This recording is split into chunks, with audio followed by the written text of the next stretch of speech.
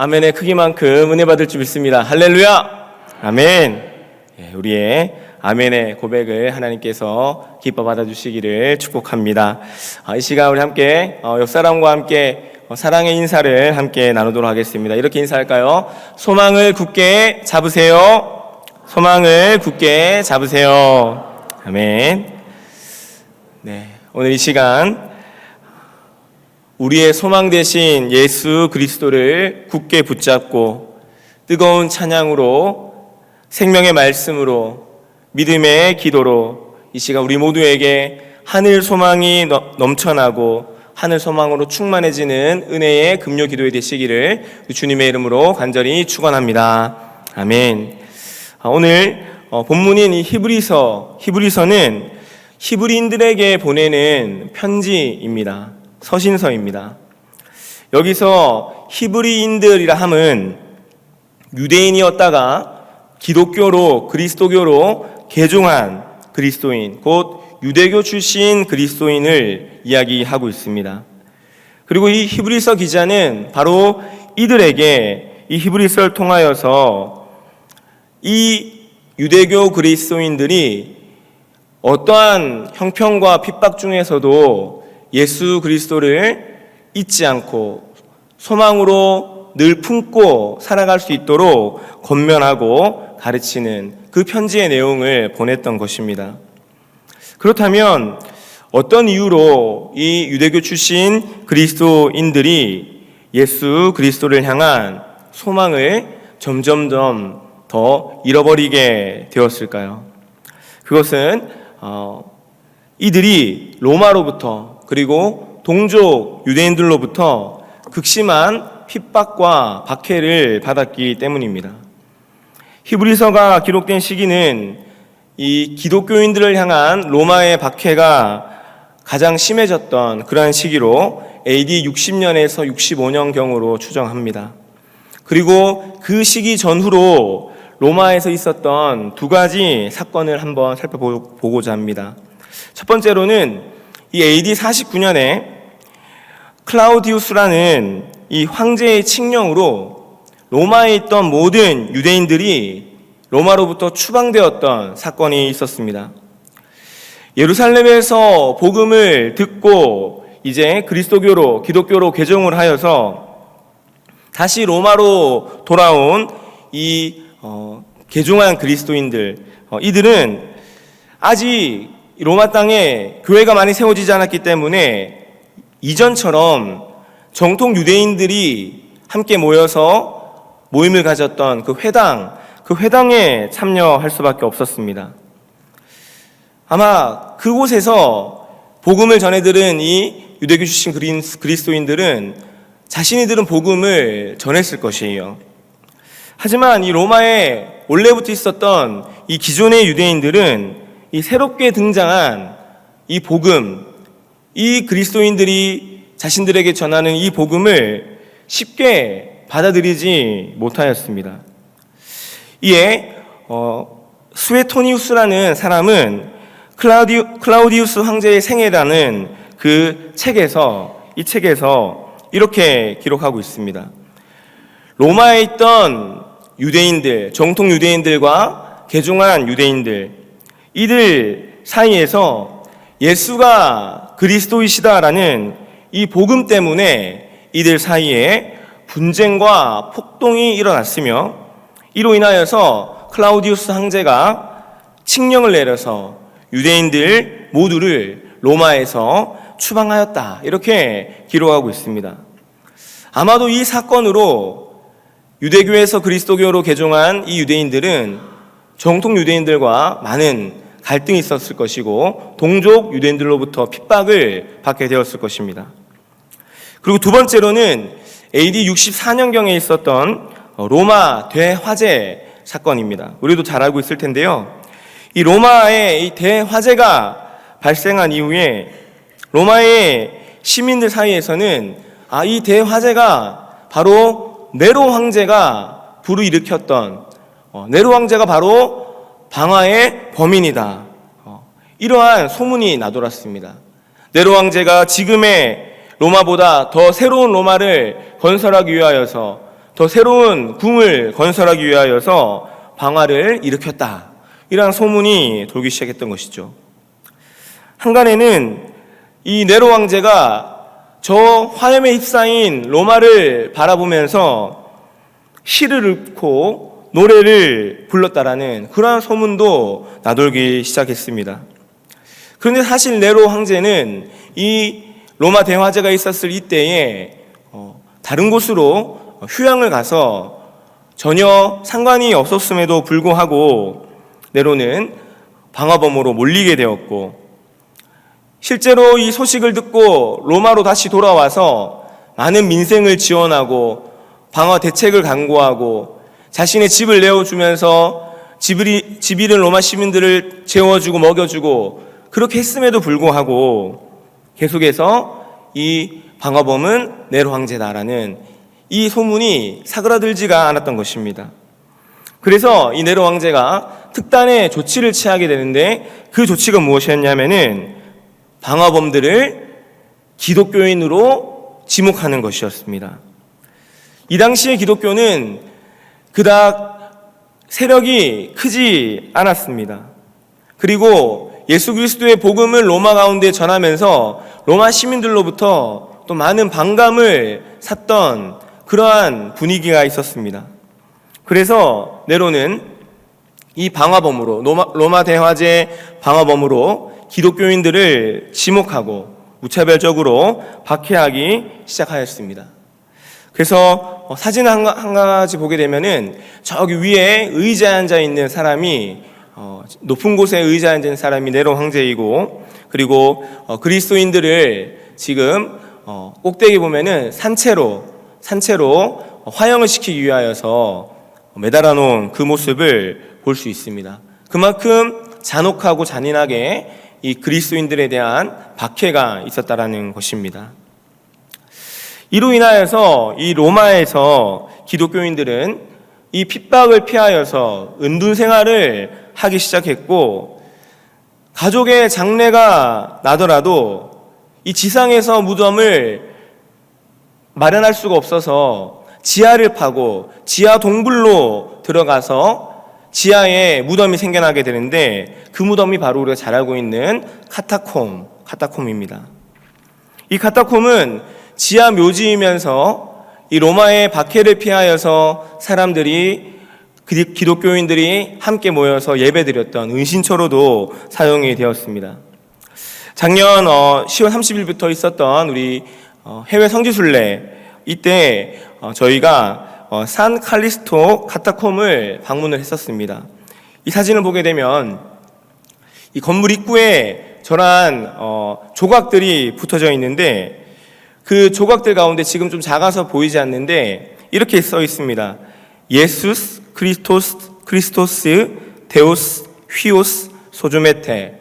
이것은 무엇이냐면은 예수 그리스도 하나님의 아들, 우리의 구원자. 이걸 그리고 맨 앞 글자를 합치게 되면 우리가 잘 알고 있는 이투스라는 뜻이 됩니다. 그 카타콤 입구에 저 사진이 붙여져 있었고요. 그리고 티켓을 구입해서 들어갔었어요. 저 티켓이 바로 이 카타콤으로 들어가는 티켓입니다. 질문 하나 내겠습니다. 저 손은 누구의 손일까요? 저의 손인가? 제 손이 저렇게 예쁘지는 않을 것 같습니다. 네, 제가 기억하기로는 김초롱 목사님이 찍었던 사진이 아니었었나 지금 기억하고 있습니다. 자, 그래서 저렇게 우리가 방문했었고, 자, 다음에 아주 열심히 카타콤에서 열심히 설명을 듣는 모습입니다. 누가 제일 열심히 듣고 있는 것 같아요? 이온유 안수집사님? 네, 제일 크게 좀 나온 것 같아요. 그리고 저 김영남 집사님도 좀 열심히 듣고 계시는 것 같아요. 예. 자, 그리고 또 한 설명을 듣는 모습이 있는데, 네, 저 가이드가 아주 열심히 설명하고 있고 카타콤에 대해서 이야기를 듣고 있습니다. 그런데 이 카타콤 내부는 사진 촬영을 할 수가 없었습니다. 그래서 제가 인터넷을 통하여서 사진을 구했는데, 이처럼 지하에 저런 미로와 같은 길, 그리고 무덤, 그리고 은신처, 이런 것들이 이 카타콤 지하에 있었다라는 것입니다. 그리고 마지막으로 저 사진은 무엇이냐면은 이 성녀 성녀 세칠리아의 무덤인데요. 이 세칠리아는 로마 명문 귀족의 자녀였습니다. 그런데 정말 평생 동안 아름다운 목소리로 하나님을 찬양하였던 사람이었어요. 근데 핍박당하면서 로마 군인들을 통하여서 이제 죽음을 맞이하게 되었는데, 죽는 그 순간까지 하나님께 아름다운 목소리로 찬양을 했다고 합니다. 그리고 지금 저 여인의 그 손가락을 보게 되면은 이렇게 손가락 3개가 펴져 있습니다. 근데 이 손가락 3개를 펴면서 마지막까지 성부 하나님, 성자 하나님, 성령 하나님을 고백했다라는 그러한 이야기가 전해지고 있는 것입니다. 네, 짧게 사진을 살펴봤지만은 이처럼 유대교 그리스도인들은 예수 그리스도에 대한 복음을 듣고 이제 좀 새롭게 새로운 삶으로 새로운 소망을 가지고 살아가려고 했으나 로마 황제와 동족 유대인들의 끊이지 않는 핍박과 박해로 인하여서 더 이상 견디기가 힘들었습니다. 그래서 이들이 어떤 결정을 하려고 하냐면 다시 유대교로 돌아가려고 하는 것이에요. 다시 유대교로 돌아가서 그리스도교를 버려버리려고 하는 그러한 움직임들이 있었다라는 것입니다. 그런데 바로 그러한 움직임들이 있으려고 할 때 이 히브리 기자가 서신을 보내는 거예요. 아닙니다. 그렇지 않습니다. 결코 다시 이전으로 돌아가서는 안 됩니다. 많은 박해가 있고 핍박이 있다 하더라도 다시 예수 그리스도를 우리는 붙잡아야 합니다.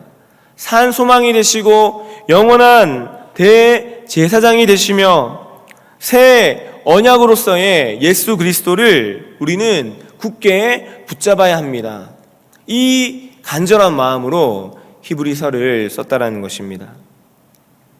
그래서 이 히브리서 말씀을 보게 되면은 아주 처음부터 1장부터 이 예수 그리스도를 소망으로 품어야 된다라는 예수 그리스도가 위대하고 탁월하신 분이라는 그 이야기를 1장 1절부터 하고 있는데, 우리 히브리서 1장 1절에서 3절까지의 말씀 우리 한 목소리를 같이 한번 봉독해 보도록 하겠습니다. 시작. 옛적에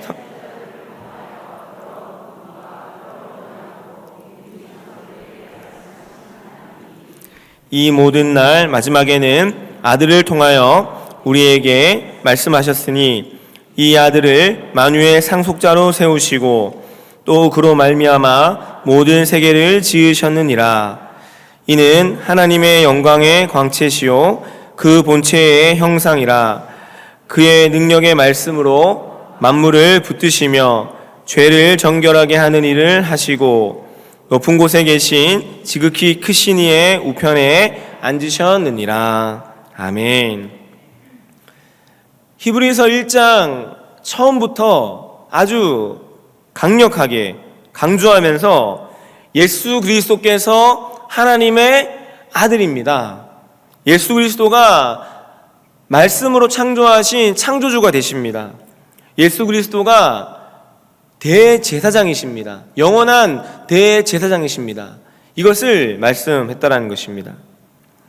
그래서 우리가 이 히브리서를 읽어보면은 정말 이 히브리 기자, 사실 히브리 기자가 누구인지는 명확하게 밝혀지지 않고 있습니다. 근데 이 히브리 기자가 어떠한 마음으로 예수 그리스도를 전하고 있는지, 예수 그리스도가 우리에게 얼마나 큰 소망이 되어주시는 분이신지를 정말로 전하고 싶은 그 간절한 마음이 느껴지는 것입니다.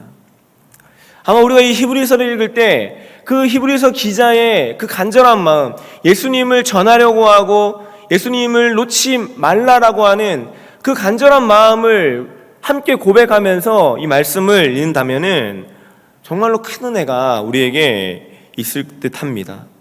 소원하기는 오늘 이 시간도 우리들도 그 유대교 그리스도인들처럼 고단하고 핍박받고 힘들고 눈물 나는 삶의 형편 중에 있다 하더라도 이 유대교 출신 그리스도인 그들을 향하여 외쳤던 이 히브리 기자의 마음이 오늘 우리에게 외치는 마음임을 고백하면서 산 소망 대신 우리 예수 그리스도를 굳게 붙잡고 나아가시는 사랑하는 주님의 거룩한 백성들 되시기를 주님의 이름으로 간절히 축원을 드립니다. 본문 19절 말씀을 함께 읽도록 하겠습니다. 19절 말씀 시작. 그러므로 형제들아, 우리가 예수의 피를 힘입어 성소에 들어갈 담력을 얻었나니. 아멘. 이 히브리 기자는 이 19절 말씀을 통하여서 이 유대교 그리스도인들, 회심한 이 그리스도인들이 예수 그리스도를 인하여서 얻게 될 첫 번째 소망에 대해서 말씀하고 있습니다. 여러분, 구약에 여러 제사 규례들이 있습니다. 그 중에 대제사장은 1년에 한 번씩, 1년에 딱 한 번 대속제일을 지키게 됩니다. 이 대속제일에 이 대제사장이 성소를 지나서 지성소로 들어갈 수 있었습니다. 그리고 이 대속제일에는 이 대제사장이 하나님께 용서를 구해야 하는 백성들의 모든 죄악과 허물들을 다 모읍니다. 그리고 짐승을 잡아서 제단에 바치고 그 짐승의 피 흘림을 통하여서 하나님의 언약궤가 있는 지성소로 나아가게 됩니다. 그리고 이 대제사장이 지성소에 들어갔다가 무사히 지성소에서 나오게 되면 이스라엘 백성들은 자신이 고백했던, 자신이 적어냈던 그 모든 죄가 용서받았음을 믿음으로 고백하며 감사했던 것입니다. 그런데 여러분, 아무리 대제사장이라 할지라도 지성소에 들어갈 때에는 인간적인 두려움이 있었을 것입니다. 용기와 담력이 필요했을 것입니다. 왜냐하면 하나님의 거룩한 임재 앞에서 하나님께서 어떻게 말씀하실지, 하나님께서 이스라엘 백성들의 죄가 너무 많아서 잘 다스리지 못한 대제사장을 탓하진 않았을지, 어떻게 말씀하시고 어떻게 일하실지 아무도 몰랐기 때문에 지성소로 들어갈 때에는 두려움도 있었을 것이고 담력과 용기도 필요했을 것입니다. 그런데 말이에요, 오늘 이 히브리 기자는요, 오늘 말씀 가운데 이 속죄에 대해서 전혀 다른 말씀을 전하고 있는 것입니다. 그것이 무엇이냐면은 이제는 짐승의 피 흘림이 아닌 흠이 없으신 분, 완전하고도 영원한 대제사장이 되시는 예수 그리스도, 그 예수 그리스도의 대속의 피를 힘입어서 하나님께 나아갈 담력을 얻게 되었고 하나님을 만날 수 있게 되었다, 이렇게 말씀하고 있는 것입니다. 그래서 1년에 단 한 번뿐인 대속제일이 예수님을 믿는 믿음이 있다면, 예수님의 피를 믿고 나아가는 믿음이 있다면 매일매일이 대속제일이 될 수 있었던 것입니다. 20절 말씀 가운데 보게 되면은 휘장 가운데로 열어놓으신 새로운 살 길이라고 말씀합니다. 근데 이 휘장은 예수 그리스도께서 십자가에 못 박혀 돌아가실 때 위에서 아래로 찢겨진 휘장을 말씀하는 것입니다. 예수 그리스도께서 인간의 죄를 대신하여서 십자가에 못 박히실 때 자신의 몸을 휘장처럼 찢으셔서 모든 이들의 죄를 용서하시고 새로운 살길, 새로운 소망을 허락해 주셨다는 것입니다. 그리고 이 새로운 길이 예수님을 믿는 믿음이 있다면 누구나 얻을 수 있는 구원의 길, 생명의 길인 것입니다. 그리고 이 새로운 길은 이 땅을 살아갈 때에는 예수님께 소망을 두고 살아갈 수 있게 새로운 길을 열어주셨고, 죽어 이 땅을 떠난다면 예수 그리스도를 믿는 자에게는 저 천국 하나님의 성소에서 영원토록 살아갈 수 있게 예수님께서 새로운 길을, 새로운 살 길을 열어주셨다라는 것입니다. 사랑하는 여러분, 우리가 이 세상을 살아가면서 소망을 굳게 붙잡을 수 있는 그 첫 번째 길은 예수 그리스도의 피를 힘입어 성소로 나아가는 것입니다. 예수 그리스도의 십자가 죽음, 휘장의 찢어짐을 통하여 열어주신 그 새로운 길로 나아갈 때 새로운 소망이 우리에게 품어질 수 있는 것입니다.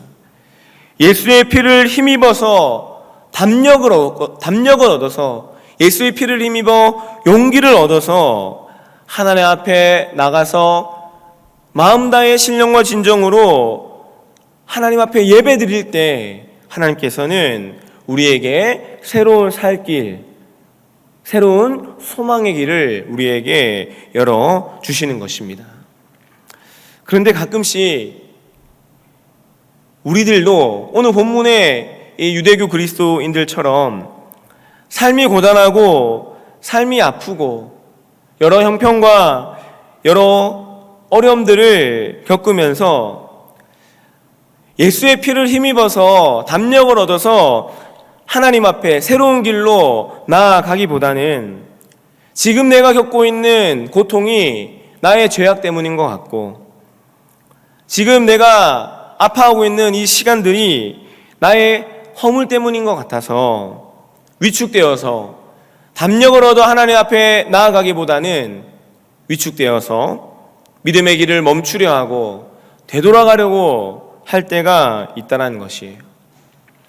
그런데 그때 하나님께서 우리에게 말씀하시는 것입니다. 사랑하는 아들아, 사랑하는 내 딸아,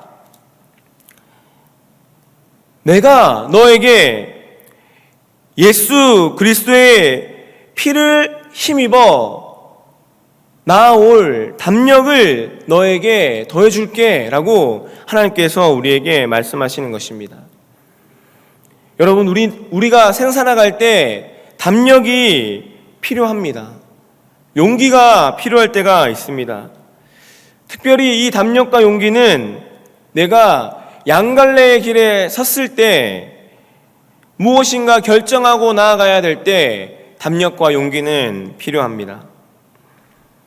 그리고 우리의 삶은 생각보다 이 양갈래의 길이 많아서 결단할 때가 많이 있습니다.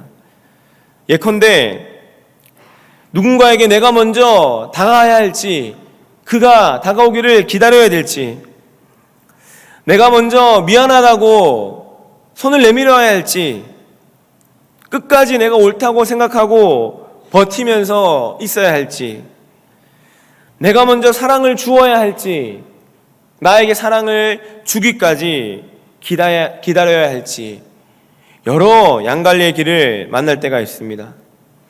우리의 신앙생활에서도 하나님께 나아가서 회개하고 기도하며 하나님이 열어주시는 새로운 길을 걸어갈지, 아니면 지금이 편하니까, 지금 아무 문제 없으니까 지금 이대로 해오던 대로 걸어왔던 대로 그냥 가야 할지, 양갈래의 길이 우리에게 주어집니다.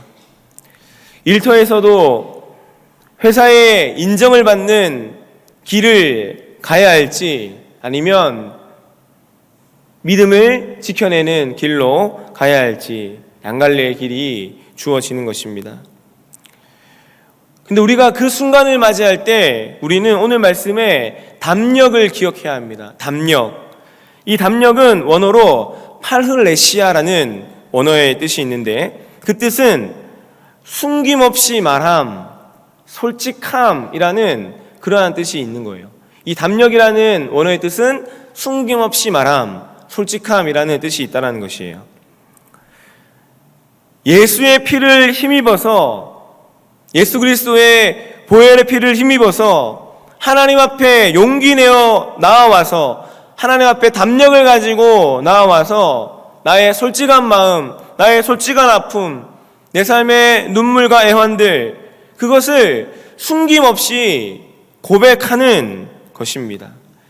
이것이 담력이 있는 사람의 선택이라는 것입니다.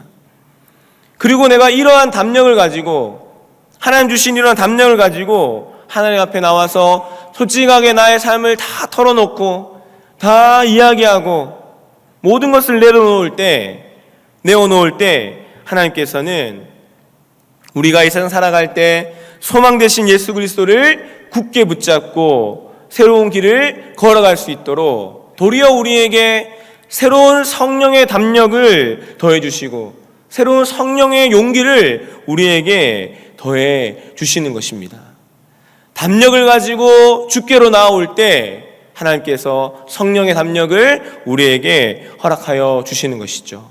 이와 같은 성령의 담력이 충만한 우리 사랑하는 주의 백성들 되시기를 주님의 이름으로 간절히 축복합니다. 우리 21절과 22절을 우리 함께 읽겠습니다. 21절과 22절. 자, 시작. 또 하나님의 집 다스리는 악한 양심으로부터 벗어나고 몸은 맑은 물로 씻음을 받았으니 참 마음과 온전한 믿음으로 하나님께 나아가자. 아멘. 이 소망을 굳게 붙잡는 두 번째 길은 예수 그리스도의 피를 내 마음 가운데 뿌리는 것입니다. 다시요. 예수 그리스도의 피를 내 마음 가운데 뿌리는 것이에요. 그래서 악한 양심으로부터 벗어나는 것이에요. 나아가서는 맑은 물로 몸을 씻는다라고 얘기하는데 오늘 말씀에서 이 맑은 물로 몸을 씻는 것은 세례를 통해서 거듭나게 되는 것을 의미한다고 할 수 있겠습니다. 저는 오늘 말씀을 준비하면서 이 핏뿌림이 참 많은 은혜가 되었습니다. 그래서 이 핏뿌림이 어떤 의미가 있을까 묵상을 하였는데,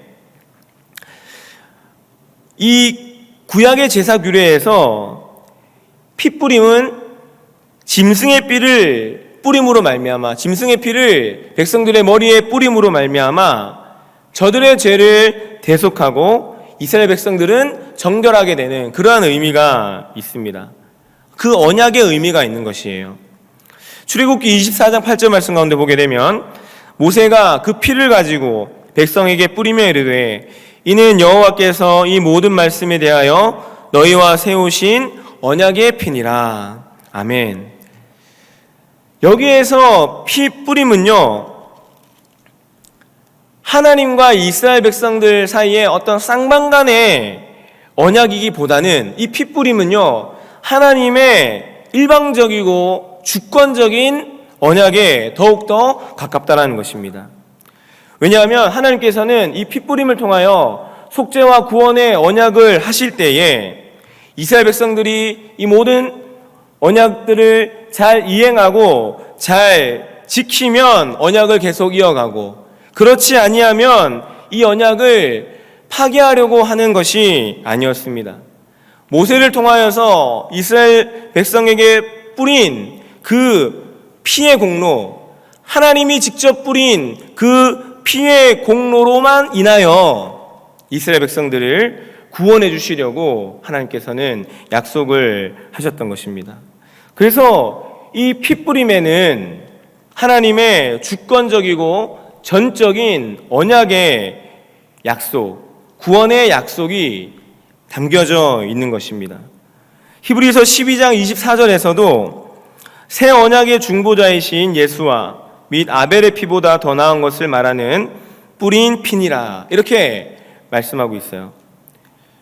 주님을 믿는 모든 자들은 예수 그리스도의 전적이고 주권적인 은혜의 보혈이 피 뿌려짐으로 말미암아, 하나님의 전적인 은혜로 말미암아 우리의 어떤 행위나 우리의 쌍방간의 언약이 아니라 하나님의 전적인 은혜로 말미암아 속죄와 구원을 받을 수 있음을 오늘 말씀은 이 핏뿌림을 통하여서 증거하고 있는 것입니다. 사랑하는 여러분, 우리 모두는 완전하지 않습니다. 누구나 부족하고 누구나 연약하고 허물이 있습니다. 그렇기 때문에 하나님께서는 마찬가지로 우리에게도 쌍방의 어떤 언약을 원하시는 것이 아니라 전적인 은혜로, 하나님의 전적인 선택으로 우리에게 예수 그리스도의 구원의 피, 대속의 피를 우리에게 뿌려 주십니다. 우리가 실수할 거를 하나님은 알고 계십니다. 그런데 미리 용납해 주시는 것이에요. 우리가 하나님 앞에 100% 희생하고 헌신하지 못할 것을 알고 계십니다. 그런데 하나님의 전적인 언약이기 때문에 우리의 작은 헌신이라 할지라도 하나님께서는 기뻐 받아 주시는 것입니다. 이로 인해 우리는 악한 양심에서 벗어나서 용서받은 하나님의 자녀로 참 마음과 온전한 믿음으로 하나님께 나아갈 수 있는 것입니다. 소원하기는 오늘 이 금요 기도회 자리에 나오신 우리 모두에게, 정말 우리 모두에게 예수 그리스도의 피뿌림의 은혜가 충만하시길 간절히 축원합니다. 예수 그리스도의 피가 내 마음과 내 생각 가운데 뿌려지는 것이죠. 나의 말과 나의 행동 가운데 뿌려지는 것이에요.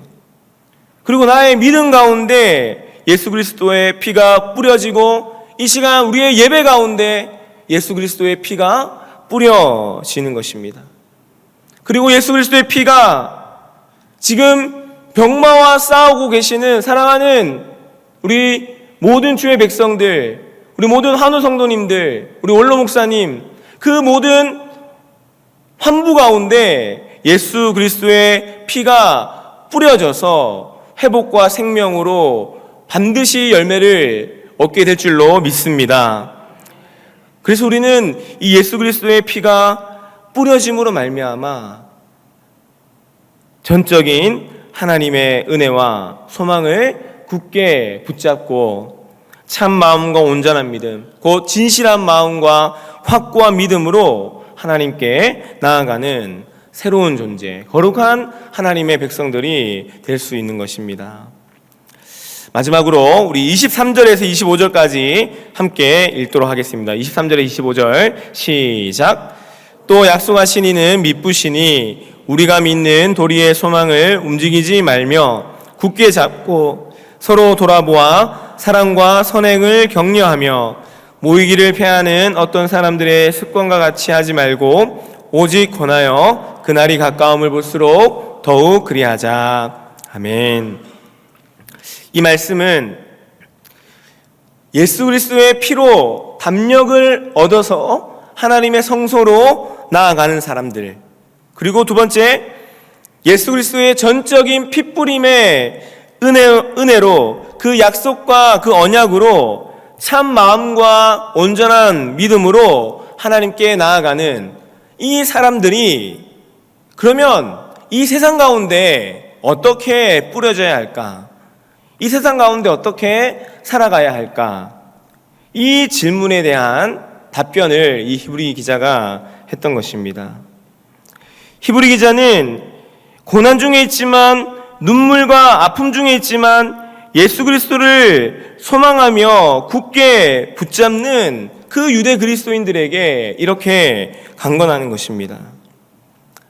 사랑하는 그리스도인 여러분, 여러분들에게 로마의 박해와 유대인들의 핍박이 계속된다 할지라도 이제 여러분들은 미쁘신 하나님, 변치 않고 신실하신 하나님의 자녀들입니다. 그리고 여러분은 예수 그리스도의 피로 인하여서 하나님 앞에 나올 담력을 하나님이 허락해 주셨습니다. 예수 그리스도의 피를 뿌려서 전적인 은혜로 말미암아 구원을 약속하신 언약 백성이 바로 여러분들입니다. 여러분들 그 소망을 결코 놓치지 마십시오.